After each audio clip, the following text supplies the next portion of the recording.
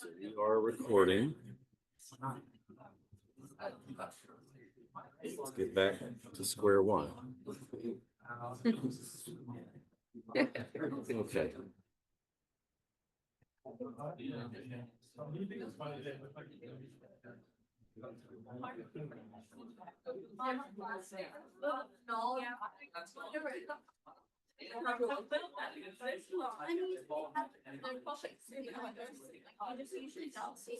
Hide this.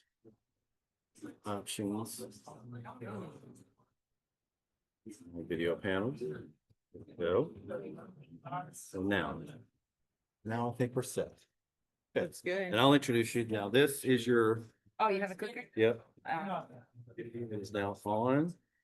The green button here is your laser pointer, Okay. and then back and forth. It'll help if we Oh, I put the thing in. tends to make it. I always get to turn it. The little button on the side fails me. He definitely.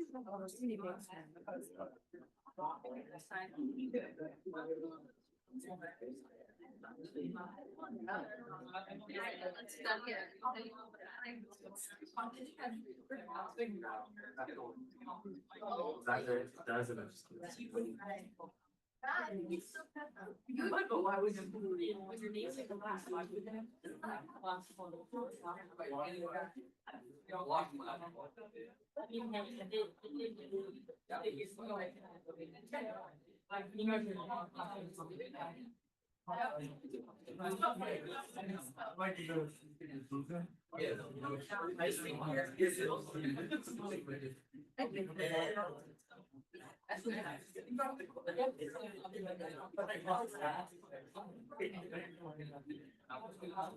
Ashley.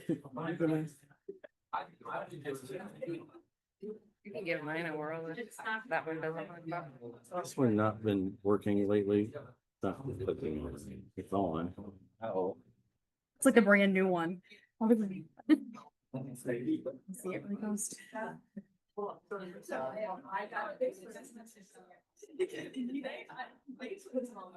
Thank goodness. Is it the clicker? Yeah. Test it.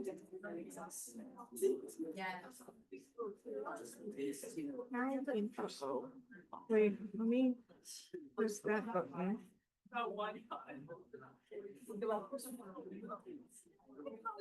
The laser works.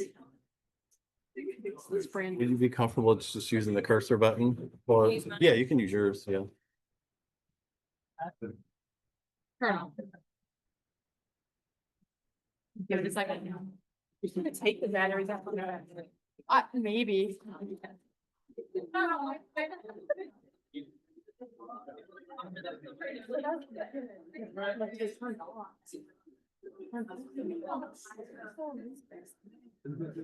Doesn't want to work either. That's a Because first. we're in this duplicate mode or something. I wouldn't think so. It's never been an issue, but it's all right. Just use laptop. Yeah, and the laser pointer. Oh, it doesn't want to advance at all. Get the matching. Just the cursors. Just the cursor. Okay. That wasn't me. Crap. Yeah, okay. That's good. Well, that's the. So it's not the clicker, it's something else going on with it, because mine wouldn't work either. Perfect.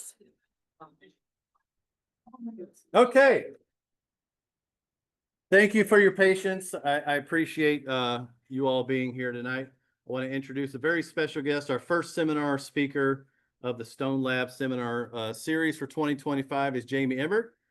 She's with the Ohio Division of Wildlife, which is part of the Ohio Department of Natural Resources. She's a wildlife education specialist and a very avid birder, and she's going to talk to you about some very interesting topics related to birds and really focus on the new Lake Erie birding trail book, which we will have for sale. down the hall in the shop. It will be open after this talk if you want to buy any. So without further ado, I will turn things over to Jamie. Thank you, Brian.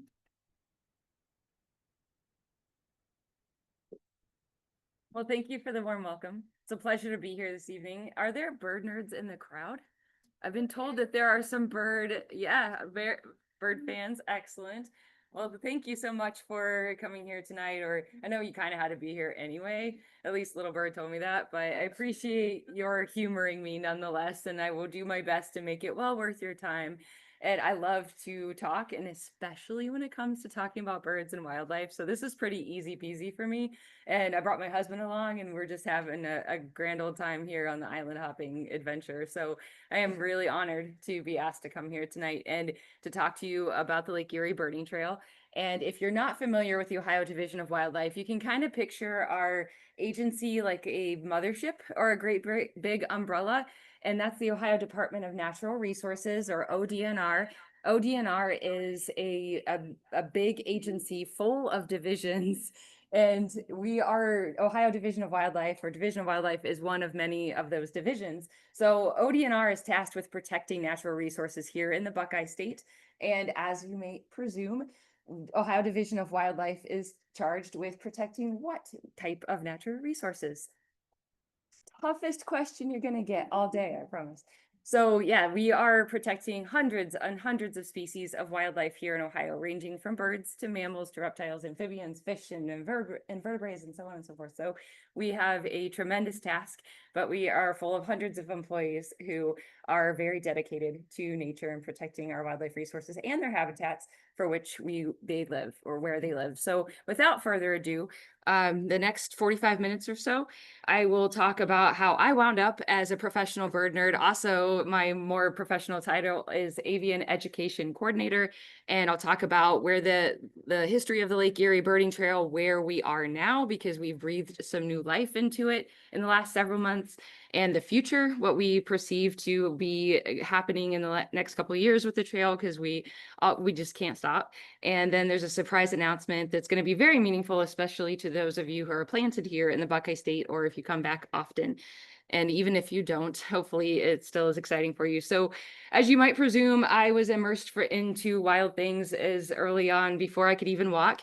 And I rode my dad's pack basket while he checked his trap lines in Southeast Ohio. So I grew up always being immersed in wild things and loving it. And it continued on through my adulthood. And I went to Hocking College in Southeast Ohio and had no idea what I wanted to do, no clue whatsoever. I just knew I wanted to be outside if I could help it. And I wanted to be around animals. And some of you might relate to this when, you told somebody that you like nature, you like outdoors, you like wildlife, they were like, you should be a veterinarian.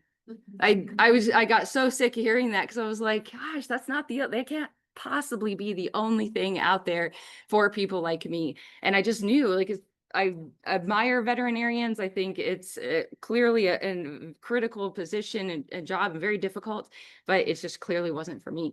And so I just kept searching and finally landed into a really great position with the Division of Wildlife. I worked in a call center, which still operates today. This was over 20 years ago, but 1-800-WILDLIFE still exists. So if you have a question about wildlife, even if you're not in Ohio, still call us and ask us a question about nature, about animals. And if that person on the other end of the line doesn't know the answer, they will find someone who does. And so just call 1-800-WILDLIFE with any of your nature concerns. But little did I know that when I started in 2004 in the call center, I would be immersed around birds. I was given a field opportunity to leave the call center and go out and work at our pheasant facility in Urbana in the western part of the state. And we do a controlled program where we raise and release pheasants. And I was able to help out that day, and it was a really great experience. And that was the launching pad for my career in the information education section. And I was hired as a communications specialist in Northeast Ohio in 2004. And that's when I had the opportunity to teach others about wildlife, which was a big passion of mine. I wanted to share the love I had for nature with anyone who was willing to listen. And part of that job too was serving as a media liaison in Northeast Ohio. So anytime a media outlet, a reporter had a question, wanted to do a story about wildlife, they would call me. And if I didn't know the answer, I would connect them with a colleague who knew more about that topic. So I spent a lot of time writing news releases, writing magazine articles, and just talking because that's what I'm good at, apparently. So I met my husband and around that same time, and all he wanted to do and still is look at birds. And I knew some things about birds. I knew, our classic backyard buddies here in Ohio. What are some species that you're so likely to see when you walk out the door, just virtually anywhere in the state? Blue jays, American robins, white-breasted nuthatch. I might have known that one. Not quite sure if I knew one even back then, but that's a good one. Northern cardinals, of course. So I knew these species and I thought, well, I know birds. Well, then when I started hanging out with Greg, I realized that I didn't know birds like I thought I did. So he invited me to go to Northwest Ohio, which was about 2 hours west of where we were living in the Akron area, and to look at birds. And I thought, we're driving a couple of hours in winter to go look at birds. And what time do we have to get up to do this? I was skeptical, to say the least. However, I encountered this snazzy little guy standing on the side of the road picking grit at Killdeer Plains Wildlife Area in Wyandotte County, and I just couldn't believe my eyes. For whatever reason, this bird spoke to me like no other bird I'd ever seen in my life. And does anybody know what species this is? It's a sparrow, which is so underrated. The sparrow family it doesn't get enough love. It has a black and white crown. Therefore, it is called a white-crowned sparrow, not to be confused with a white-throated sparrow, as if birding can't be complicated enough. The white-throated sparrows have little white beards, where this guy just has black and white stripes on his head. And as with most species of wildlife, this picture does not do this creature justice. It glows. I promise you, when you see one in the wild, if you haven't, it will glow. You'll hear angels singing. At least that was my experience. And when I saw that white-crowned sparrow, I just thought, oh my gosh, this is my spark bird. Have you ever heard that term before?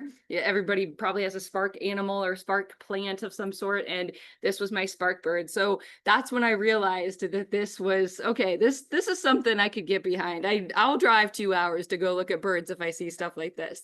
And then that led me to looking at birds all over the place. And now we travel to Central and South America to chase huge, wide diversity of birds and experiences that I never expected to have.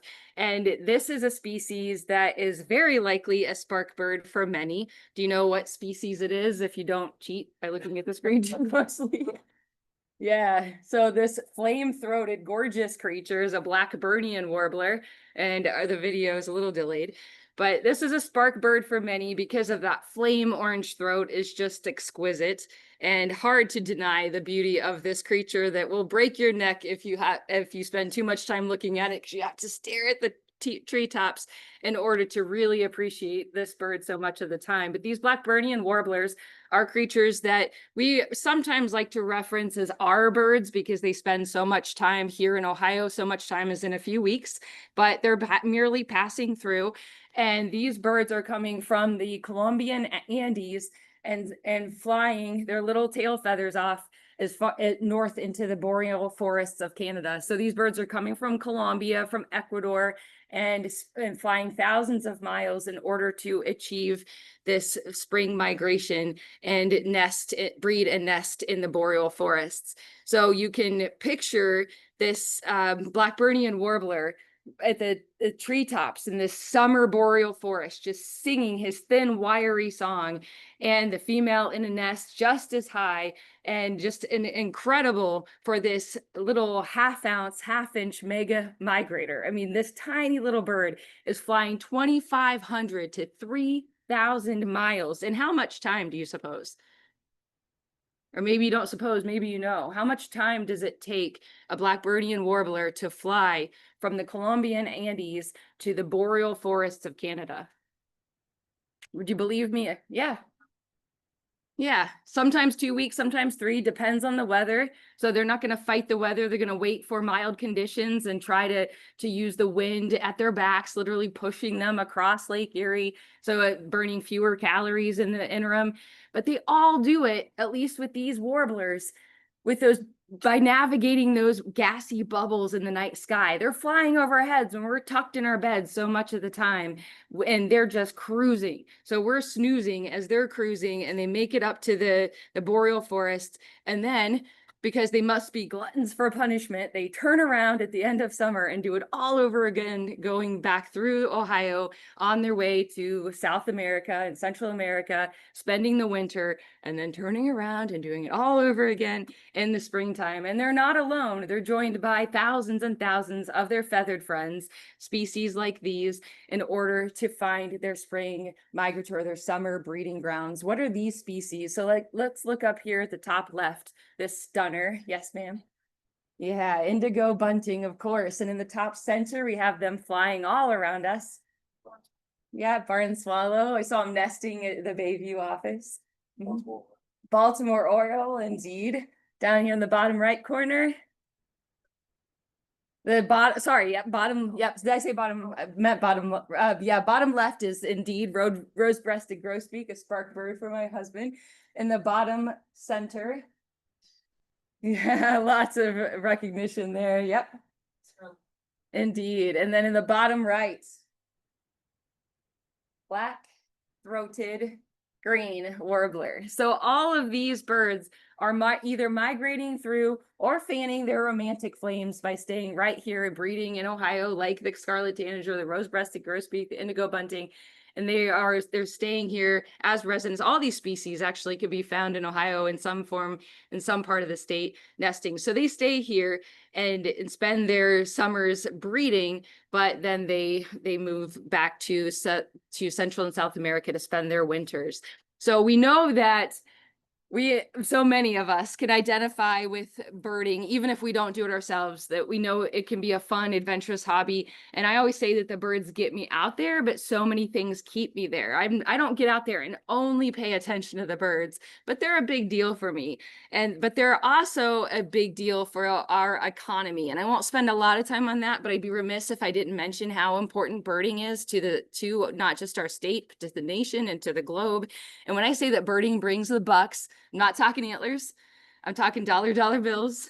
So Ohio boasts over 4 million wildlife watchers, wildlife viewers. That's 35% of our state residents. There's not too many hobbies that you can say that 35% of our residents all do the same thing and enjoy it. So that's a really, really big deal. And 90% of these viewers self-identify as birders. So like so many of us in this room, we are immersing ourselves in all things nature. We have many different interests when it comes to wildlife and nature, but birds are one of our primary targets. And 30% of our wildlife watchers here in Ohio are looking to do it on public land, simply emphasizing the importance of us making properties as accessible as possible throughout the state. And to cap this off, wildlife viewers poured over $1.5 billion into Ohio's economy in 2022, supporting over 11,000 jobs. And I'll mention in a second why that study is from 2022 and not 2025. So I bet most of you recognize this place, even if you've not been there. What is it? Indeed, the Horseshoe Stadium. Has anybody been there before? Been in the stadium? Many of you, excellent. So how many people, and I'm using this word loosely, comfortably fit in the shoe besides the old lady and her children? Not sure how many of you get that joke anymore in here. Some of you are giggling. How many? 116? It's pretty close. So just short of 105,000 people can fit into the Horseshoe Stadium. So for you math whizzes out there, if we were to calculate in our heads, no cheating, I don't want to see you on your phone, how many stadiums would we need to build to accommodate wildlife watchers here in Ohio, or birders? Let's just look at birders. 90% of wildlife watchers are birders. So think about those numbers. If you can remember roughly the figures I threw at you, how many stadiums would we need? Wow. Jeez. I'm like so scared of math. I can't even imagine how you did that, but indeed 40 stadiums, and let's build 41 just to be safe, because the number continues to skyrocket every year of people getting into wildlife viewing and into birding. So we'll shoot for 41 stadiums. And then some of you don't have to imagine this, because if you're like me, I'm constantly spending money on my hobby, spending money on birds. So maybe you are too. But imagine how much money you might spend on your adventures. You think about fuel and food and lodging and equipment, buying binoculars and scopes and cameras and any or all of the above. And we probably spend far more than $390 a piece. But let's just say that each and every one of our 4 million plus wildlife watchers are spending $390, writing a check to the state of Ohio for that amount. And then we come to that whopping $1.6 billion. So this is how important birding is to Ohio's economy. And this is not just Ohio, this is throughout the country, throughout the globe. And you don't have to take my word for it. If you're really into some light reading, you can download these surveys. And the 2022 National Survey of Fishing, Hunting, and Wildlife Associated Recreation is produced by the U.S. Fish and Wildlife Service every 10 years. So that's why it's from 2022. We'll see another in a few years. And that's available online. If you Google it or send me an email, my business cards are on this table in the back, plus some stickers. Please take some stickers if you haven't gotten one already, or a couple, I don't care.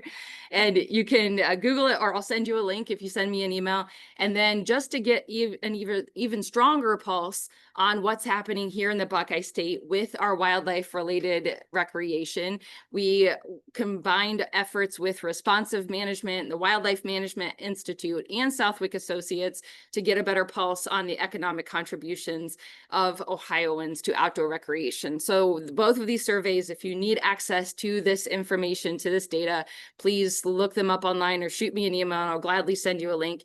And then I am pleased to announce that just this year, for the first time ever since the survey I just mentioned, produced by the U.S. Fish and Wildlife Service, first time ever that there is an addendum produced just looking at the effects of birding on the United States. That's how big of a deal it is. Now there's a book on the data just about birding alone, not hunting, not fishing, not shooting sports, but birding, because it's growing by leaps and bounds. And why I'm here specifically tonight is to talk about a very successful program that revolves around birding produced by the Ohio Division of Wildlife, and that's the Lake Erie Birding Trail. Is anybody already familiar with it prior to my talk tonight? Excellent. I'm glad to hear that. Do you have the book, or you just heard about it? You have the old guide? Excellent. Okay, so you'll see that. Have you seen the new book yet? Oh, okay. Oh, sorry, you said the new guide. Have you seen the old one? Okay.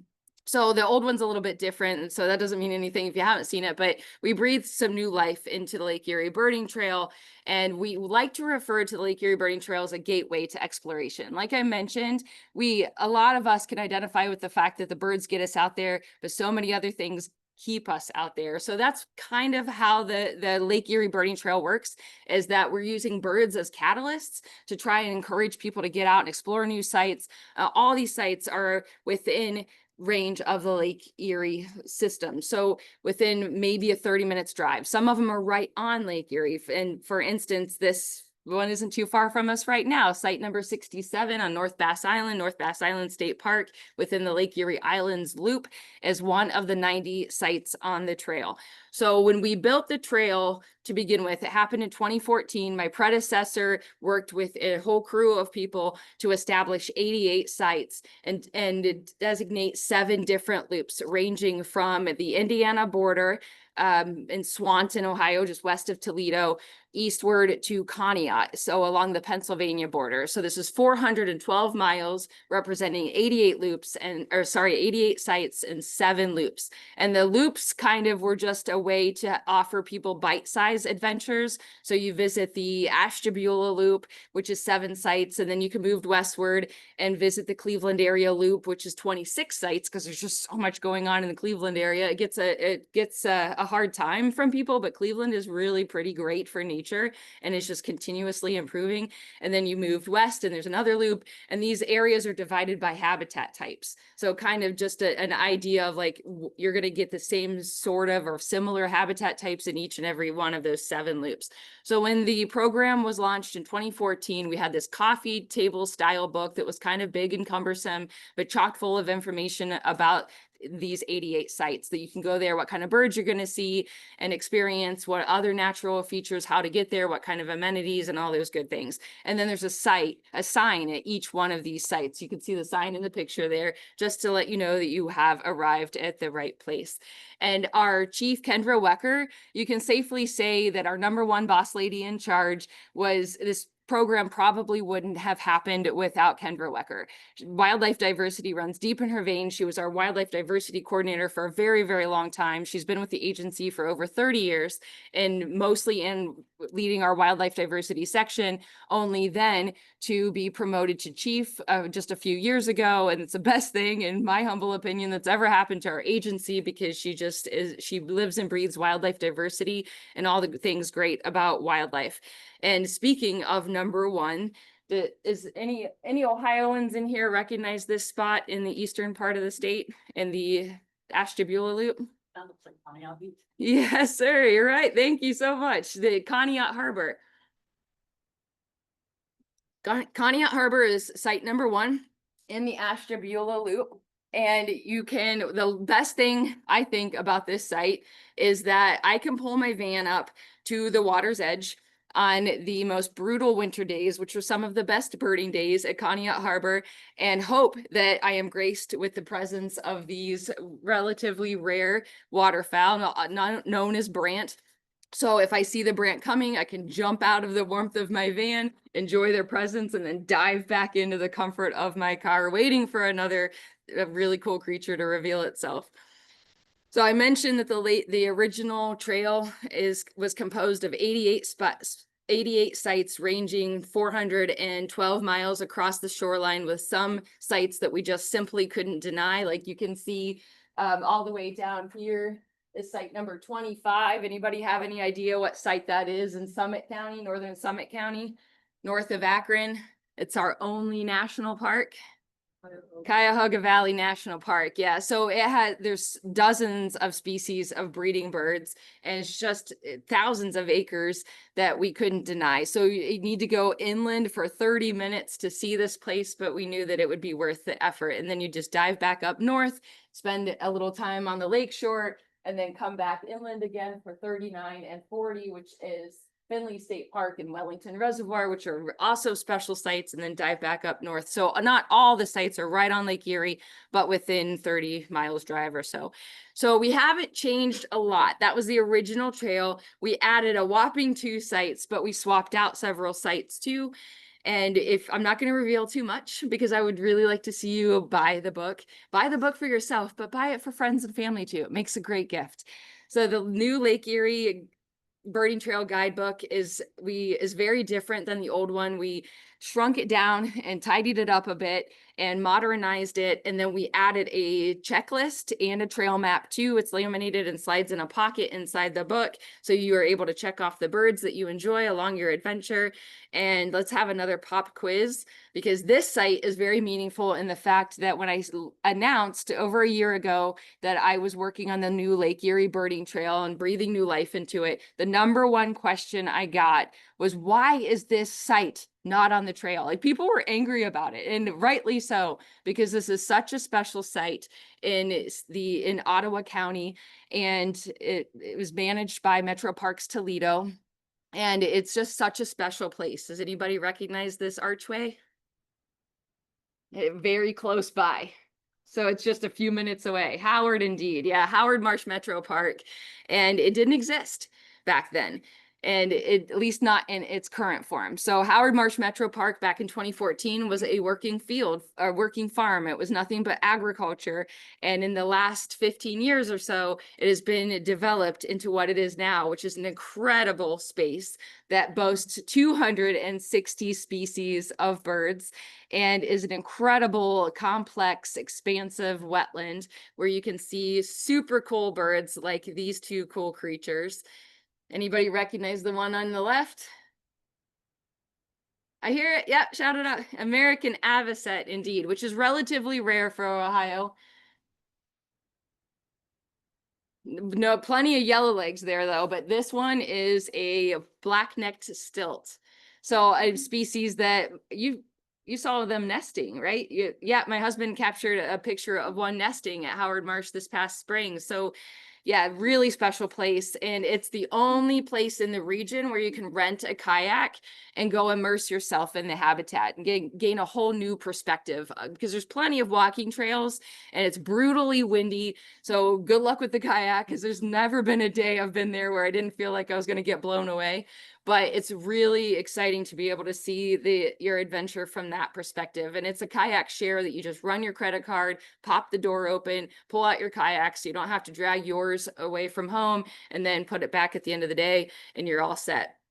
So this is another space that is relatively nearby and is easily confused with Howard Marsh because it too features remnants of the Great Black Swamp. What is number 73 on the Lake Erie Birding Trail?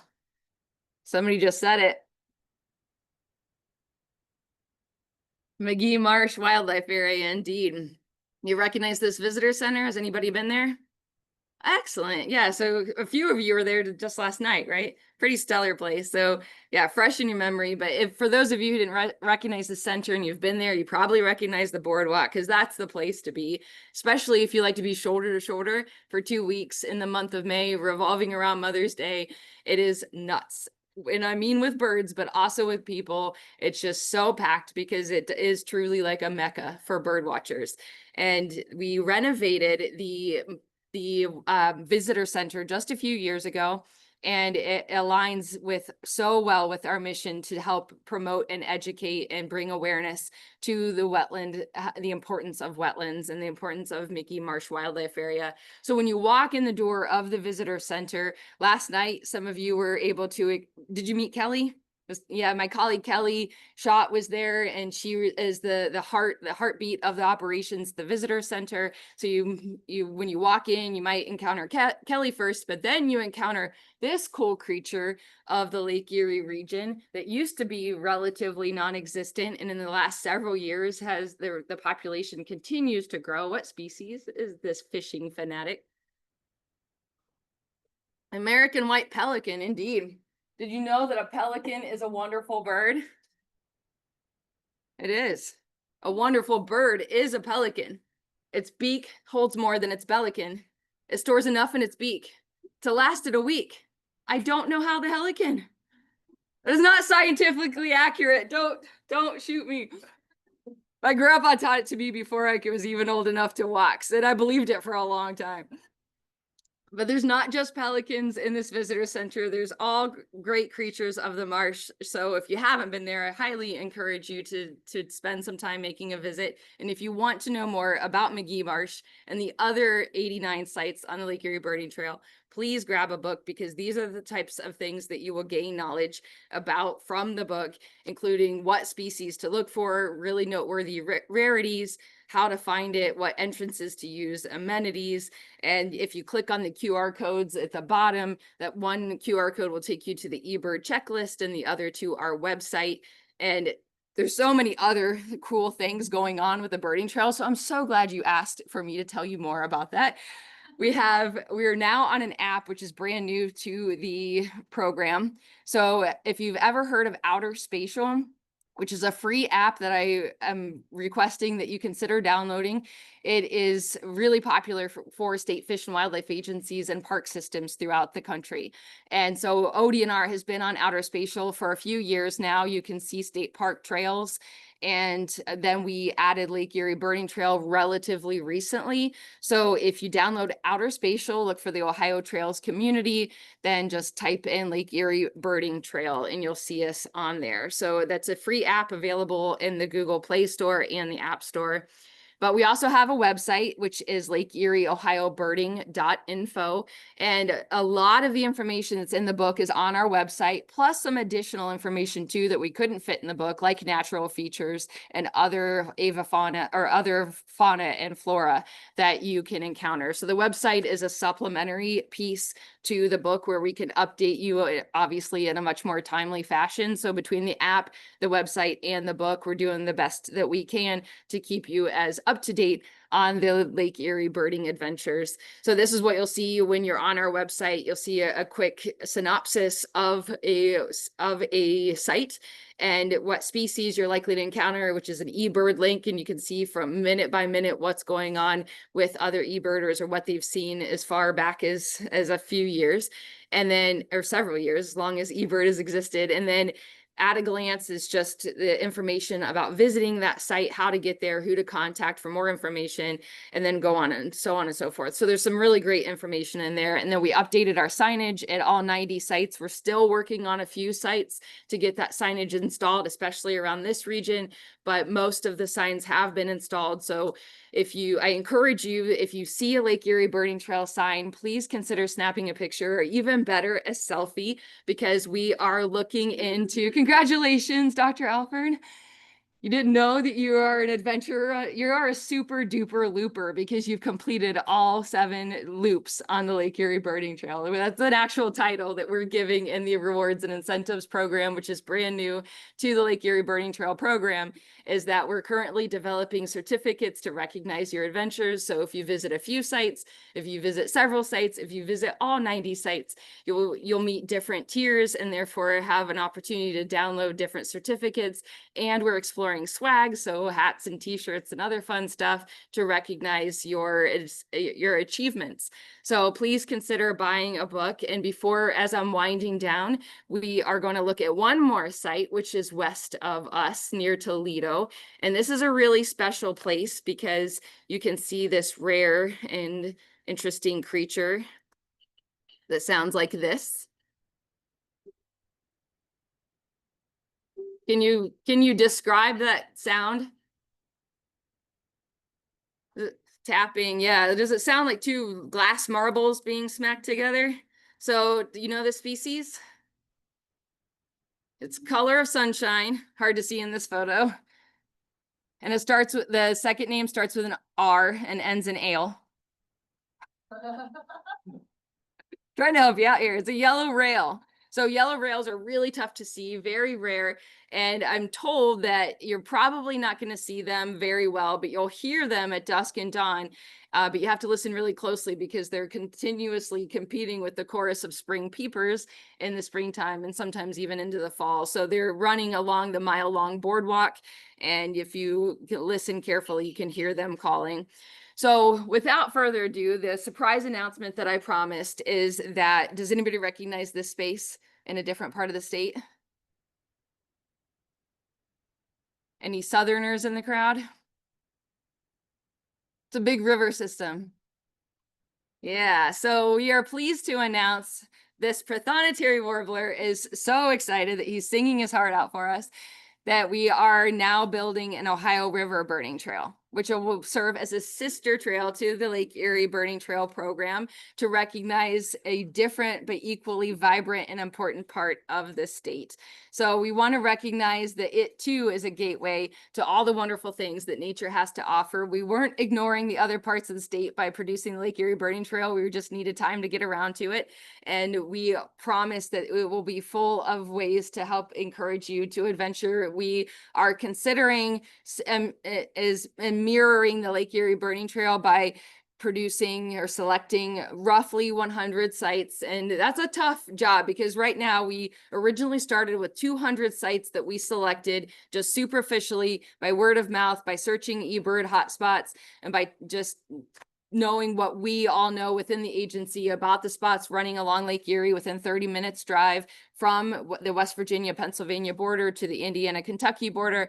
And we started with over 220 sites is what we started with. And then we were able to narrow it down through lots of different criteria, the things that we took into consideration, like public access, safety of the birding. Like we know a lot of birders, myself included, who have stood on very busy bridges with trucks blowing by so we could get our eyes on a really cool creature out in the river. We're not going to encourage others to do that. So we're making sure that the spots that we select are safe. There's good parking, there's plenty of signage, there's good diversity and habitat, and many other things that we're taking into consideration. So right now we're at 130 sites in I'm starting next week this tough job, but somebody has to do it, of driving along the Ohio River and visiting all 130 sites in order to determine which are the best of the best, and somehow with help from colleagues, hopefully narrowing it down to 100.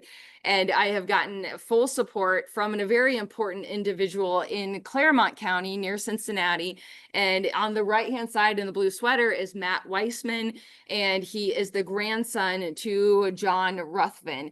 And does anybody know that name? John Ruthven from Cincinnati is a world-renowned wildlife artist, and he traveled the globe with his wildlife advocacy, and then was able to share his love for wildlife and promote conservation through his artwork. So Matt is keeping, John passed away, unfortunately, a couple years ago after living a very fulfilling life, but Matt is keeping his legacy alive, and he's doing it many ways, but that includes, if you can ever make your way to Milford, Ohio, a really fun, charming, exciting, growing community in Claremont County, the Ruthven Art Gallery just had a soft opening over the winter, and then we're having a grand opening. I shouldn't take any credit for it, I'm just going to be there, but Matt is having a grand opening next Saturday on June 14th to celebrate the life of John and Judy Ruthven. So this gallery will feature John's artwork and all the items he used to travel the globe and paint along the way in his adventures, and there'll be items for sale that features Ruthven artwork, and all of those items, the proceeds will go to the conservation fund, the Ruthven Conservation Fund. So there are many ways to support wildlife diversity and to support this program. We lean on many different avenues in order to continue promoting and supporting conservation. And one of the main ways is the Ohio Wildlife Legacy Stamp. In the top center, we feature different species of wildlife on that stamp every year. It's not a postage stamp, like you can't slap it on an envelope and mail it. It's just a collectible stamp and pin. But that's one of the ways. And then if you see the cardinal license plates or bald eagle license plates on cars tooling around, then they have, those motorists have supported wildlife conservation in Ohio that way. And that's actually Mr. John Ruthven's artwork, the cardinal on the cardinal license plate. So we're all connected, but there's many ways you can support wildlife diversity. And that includes buying a wildlife legacy stamp for $15. We will help support all sorts of wildlife in Ohio. And what's really interesting about the Wildlife Diversity Fund, so when you buy a cardinal license plate or a wildlife legacy stamp, or when you do taxes, there's a little line that says donate to wildlife. That money comes back to the Wildlife Diversity Fund. It is strictly dedicated to protecting wildlife in Ohio and the habitats. So it doesn't pay my salary. The Ohio Division of Wildlife, every one of our 400+ employees, we rely on the sales of hunting and fishing licenses to pay our salaries and to do so many other things as far as operations goes in our agency. But with the Wildlife Diversity Fund, all that money goes directly to the creatures and the habitats in which they live. And what we're really proud of is last year we joined a national effort called Southern Wings, which is through the Association of Fish and Wildlife Agencies. And the Southern Wings Initiative protects birds from the moment they're born to the moment they die. So everything in between, because something that bothered so many of us for so long, and you've probably thought about this too, is that we can do a lot for them here in Ohio or wherever the state is that they breed or spend time. But what happens when they migrate? How do you protect these species when they're in their wintering grounds in Honduras or Colombia or Mexico or in the boreal forest? So that's when collaboration is of utmost importance. So when you buy a wildlife legacy stamp, $1 of that $15 goes to Southern Wings, and that will help them to protect hundreds of thousands of acres and continue projects. They have contributed so much money in so many projects because of this program. And for instance, about 170 migratory species depend on habitat in Colombia, and nearly 90% are found in agroecosystems or farming areas, and 70 species in coffee systems. Southern Wings was able to plant more than 185,000 trees and protect over 2,000 acres with fencing in order to protect these wintering grounds for species like, what's the one in the top left? It has a little gold on its wing, and it's a warbler. Golden winged warbler, indeed. It's a species sought by many a birder. Top center, yeah, cerulean. If you like those species that break your necks, you just have to stare at the topmost part of the tree. You look for him when you hear him singing is the best way to find him. Cerulean warbler. This bird has a necklace and an eye ring that gives it away. It's a Canada warbler. Bottom right. Yeah, yellow-billed cuckoo indeed.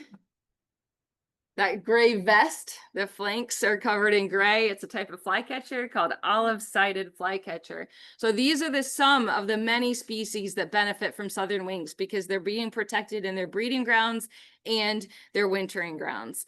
But there are two species that sadly we can't protect. They are erased off the planet.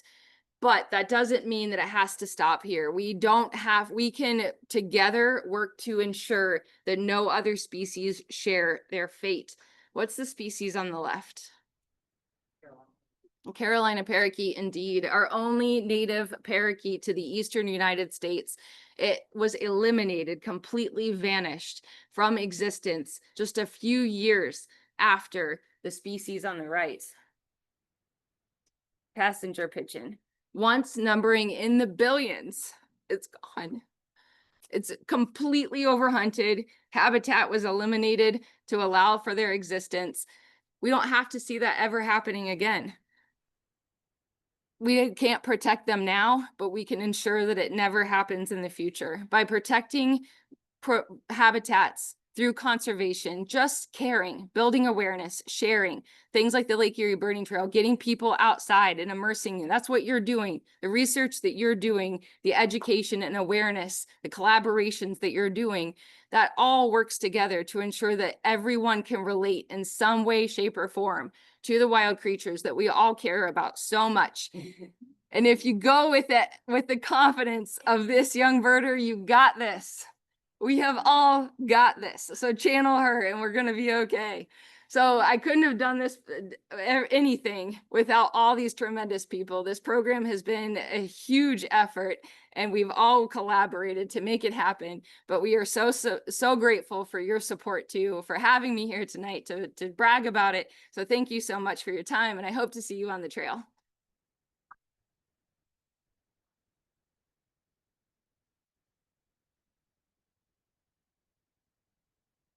Thank you. Thank you. Questions. Would you mind repeating the question for the people on the Zoom? Oh, good. Yeah, of course. So No we'll, problem. we'll open the floor up for questions and I'll unmute the Zoom people so they can ask questions too. But we got plenty of time. Yes. I have a couple of recent wildlife identification people with songbirds, and then there's I found them on a thrift shop. You know if those I do. So the question is that, thank you for collecting those. We have Division of Wildlife produced these really awesome field guides that not many other state agencies are able to. So we're pretty unique in that regard. We have, I think, 15 different topics now of these free field guides. If you call 1-800-WILDLIFE or jump on our website and email us, we will mail you these copies straight to your door. There's butterflies and there's even snails, there's lichens, there's common birds of Ohio, water birds of Ohio, reptiles, amphibians, owls. I mean, there's such a long list and it all focuses on species that you can encounter and experience right here in the Buckeye State. They're color guides. They're just these thin little laminated guides that are really, really nice, totally free, paid for with hunting and fishing license sales and donations to the Wildlife Diversity Fund. So please, if you want copies for yourself or to share with friends and family, excuse me, just call 1-800-WILDLIFE.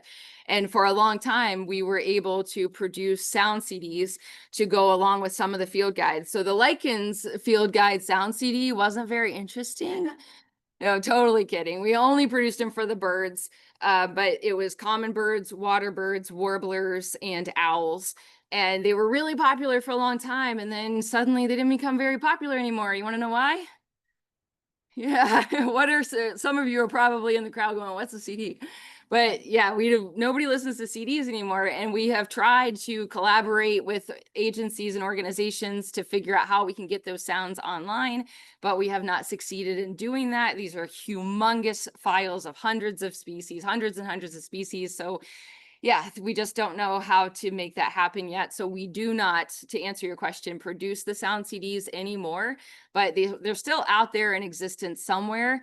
Like you said, you can sometimes find them online, people selling them for a few bucks or giving them away. You can find them in thrift shops. I've seen them at garden centers because they have supplies that they had in the back room. But yeah, they're just not many out there anymore, unfortunately. But if you go again, I don't know if they're currently produced anymore, but Peterson's Birding by Ear there's a series, there's Advanced Birding by Ear, and for Eastern and Western United States, I believe. So if you can get your hands on those, or again, I don't know of any online source, they're CDs that if you have a way to burn them, but what I do know that might help is that, does anybody use the Merlin app?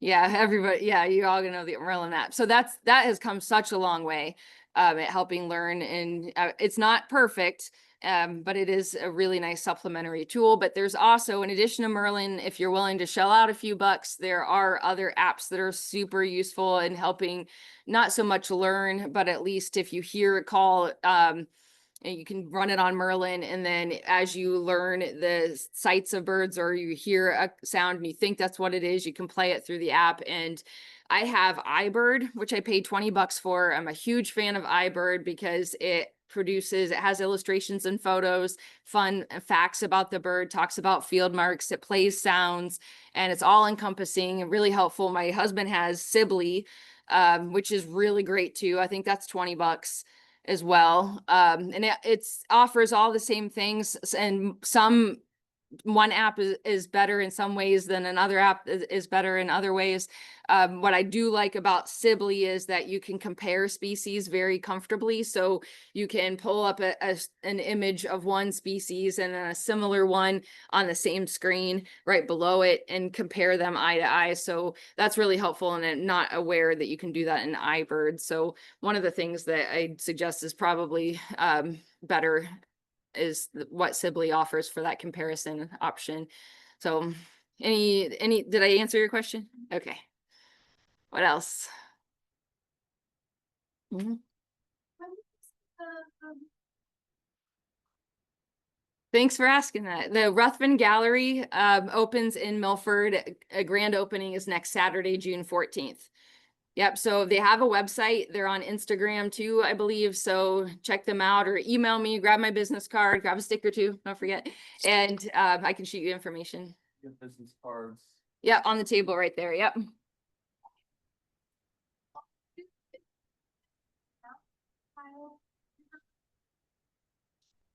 is that? So when is the Ohio River Birding Trail getting established? So I'm going to start next month, or no, next week, sorry. Trying to buy myself some time here. I'm going to start next week in scouting out the sites. I don't know how long that's going to take. I have broken it down in clusters, and there's many, many different clusters of what I can achieve in a certain time frame. And I live in Akron, so it's just a matter of traveling back and forth and how much time I can spend in the southern part of the state. So that's kind of tough to say, because some of the sites, depending on what end of the state or what side of the state I'm in, are further apart than others. So I can visit a couple of dozen sites in 2-day span, where in the eastern part of the state, I may only be able to visit a dozen sites in a whole day because they're spread so much further apart. So it's kind of tough to answer that question right now. But I'm sure my leadership will give me a very good indication of when they would like to see things accomplished. So we have a wildlife diversity conference every March in Central Ohio on campus at Ohio State University. And has anybody been there? Oh, I want to see more hands raised. You guys, you really need to go. It's every March on or around March 19th. It's sometimes a Wednesday. It just depends on when we can book the facility and recruit enough speakers and not compete with other big events at that time. But the Wildlife Diversity Conference features about 8 to 10 speakers or so every year. ranging on the hottest wildlife diversity topics.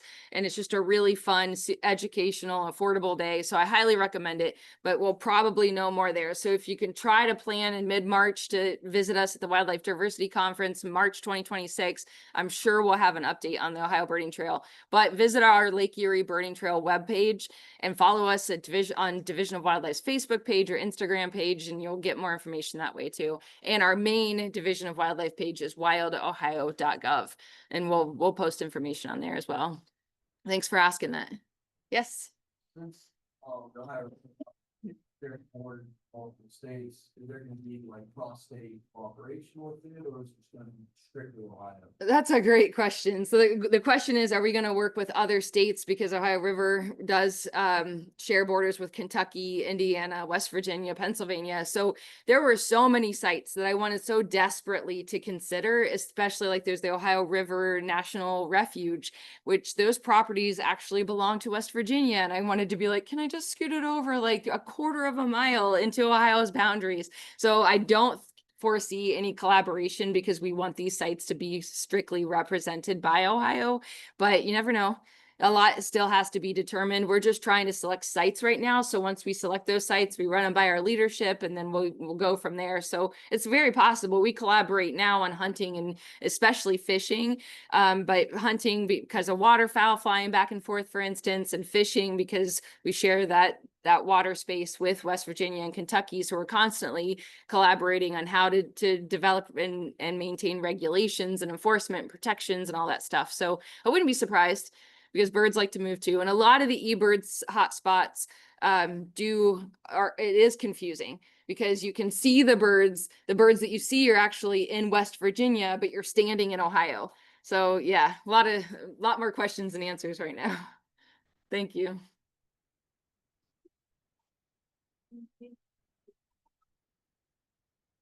of like birding trail, or is Ohio kind of being applying here for something like that?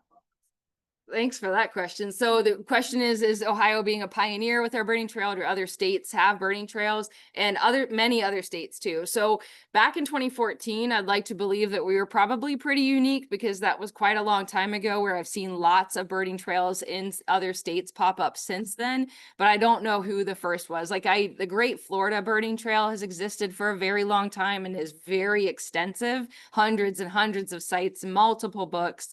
So I would think that it's probably been around for a long time.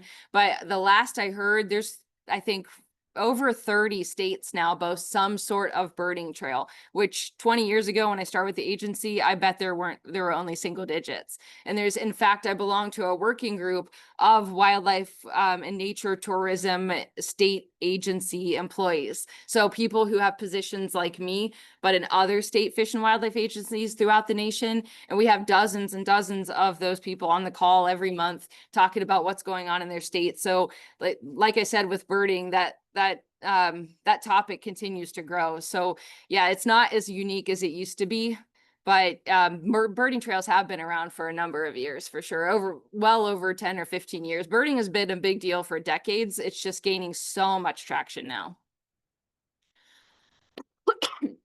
Sorry. Yes.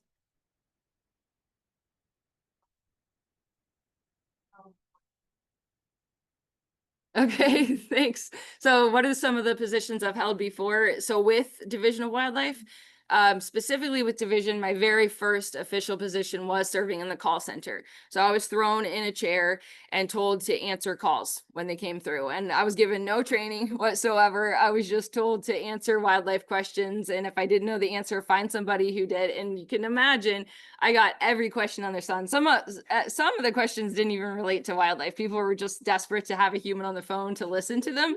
So I was like day 3 that I got a call from a gentleman who said he had a kangaroo in his backyard in Columbus, Ohio. And I thought, I'm getting pranked on day 3. Like, that took no time. And he was pretty distraught. And he said, I am looking at a kangaroo. And I didn't want to take him seriously, but we had to take every call seriously. And so I worked with him. I got the information. We sent a wildlife officer, and lo and behold, he had a kangaroo in his backyard that had gotten loose. It was like an animal that had gotten loose from captivity from a sanctuary relatively nearby. So it was captured and put back, and all was well. But that was a doozy. but that I had that position, and then I was about a year, I moved upstairs about 8 months later and worked in business operations. And a big part of my job day to day was taking a yellow highlighter and highlighting all the contracts that ended in 0113. And it was, I don't remember what you call it, but it was the green and white paper with the dots on the side, and it was perforated, and it would pump out real slow, and it would be like, "Pum, pum, pum, pum, pum." So I'd sit there and print like hundreds of pages, and then sit down at my table and take this yellow highlighter. And I never even asked why I had to do that, but I'm sure it was very important work. It was very secret and important work. And so I did that for 3 months, and then other things too. I just helped in between whatever needed done. I just did it. And then I applied for the wildlife communication specialist, which is full-time permanent, and moved to Akron, Ohio from Southeast Ohio in order to do the education and media liaison work. And I was in that position for 20 years or so when I was promoted to my current position about a year ago. Your favorite bird? Oh, my favorite bird. Thank you, Ryan. Yeah, my favorite bird.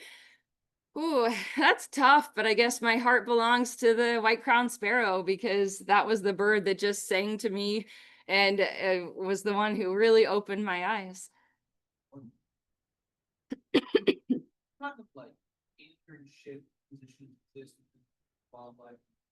What are other ways? Sure. So we do have internship opportunities and other ways to get involved. There is an internship, an official internship program through ODNR, and ODNR works with all of the over a dozen divisions within ODNR to place interns, but it's application and it's pretty competitive. So if you go to ohiodnr.gov, and you can find information on the internship program and apply and determine where you want to be ultimately placed. There's no guarantee, but you can give an indication of where you want to be and why we should select you. And then that's the easiest method, or one of the methods. But then we do have volunteer opportunities to teach people how to fish, teach people how to hunt, how to wildlife watch, to teach other educators about conservation and how incorporating conservation. That was a big part of what I did in my old position as an educator. Is I administered Project Wild workshops. Are you guys familiar with Project Wild? Few of you are. So it's an international conservation curriculum that focuses on integrating all the normal subject area skills, math, science, social studies, language arts, so on and so forth, but using wildlife conservation as the catalyst to teach those subjects. And there's many similar programs too, like Project Learning Tree and Project Wet, and there's many others I could go on, but I administered Project Wild, and we had a lot of volunteers who would help me teach other educators on using those activities. There's 130 activities in the book, all focused on wildlife and all focused on teaching those core subject area skills. And so we always needed volunteers to help me, because we were teaching hundreds and hundreds of educators every year and putting on these all-day workshops. So that's another way to get involved too. But again, my business card, grab it off the table and reach out to me, please. My email address is on that business card, or call 1-800-WILDLIFE to be connected to me if that's easier. And you can let me know how I can help you. Okay, with that, we're gonna move on, and if you have other questions, Jamie and her husband will be staying with us tonight. I'm sure they would be glad to answer every single one of your questions. For the rest. We'll talk forever. But I also want to say Thank you. thank you to those of you on Zoom, especially Roseanne Fortner, Jessica Caton. They want to say thank you as well for your talk. Just a couple announcements before we let you leave. Again, Shop on the Rock open now, so you can buy the Lake Erie birding book or other items. Secondly, birds class, Dr. Ames, we have confirmed that your field trip is leaving at 7:30. So be ready to go on the boat at 7:30 for your field trip. Thank you all for joining us on Zoom, and we hope to have you all back here next week. That's it.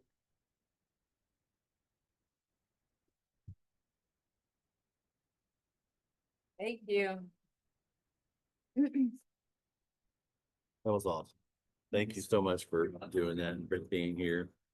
A great crowd. Yes.